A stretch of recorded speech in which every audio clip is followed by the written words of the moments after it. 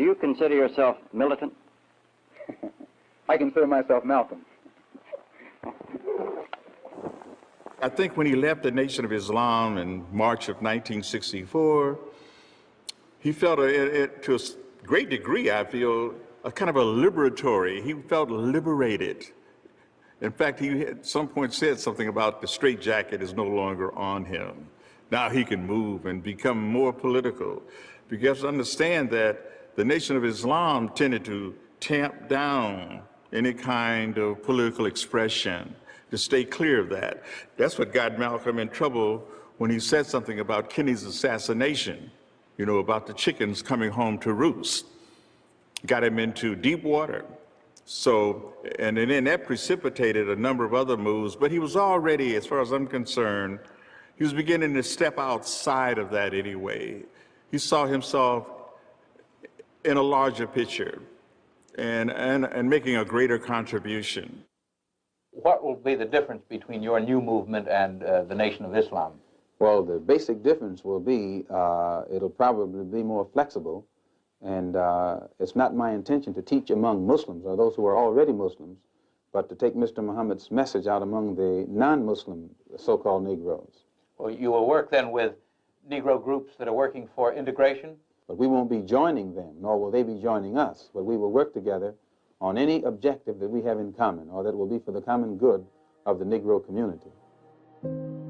In Washington, Martin Luther King continued his political work with a group of senators sympathetic to his ideas.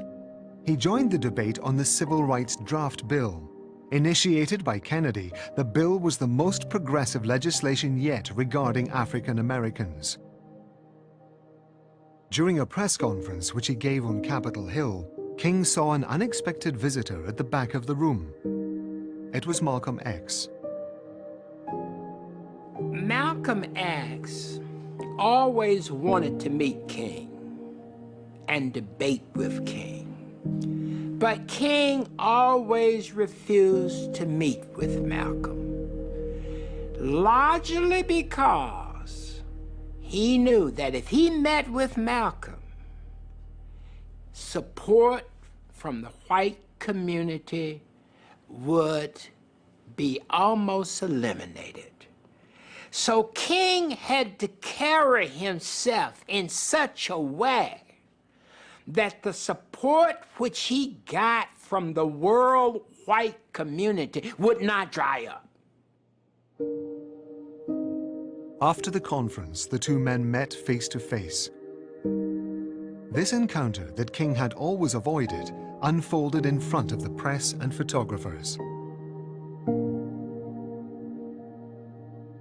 The meeting only lasted a minute, but these images that capture them side by side, like this photo where they're smiling, became a strong symbol of reconciliation between two opposing visions of the black cause.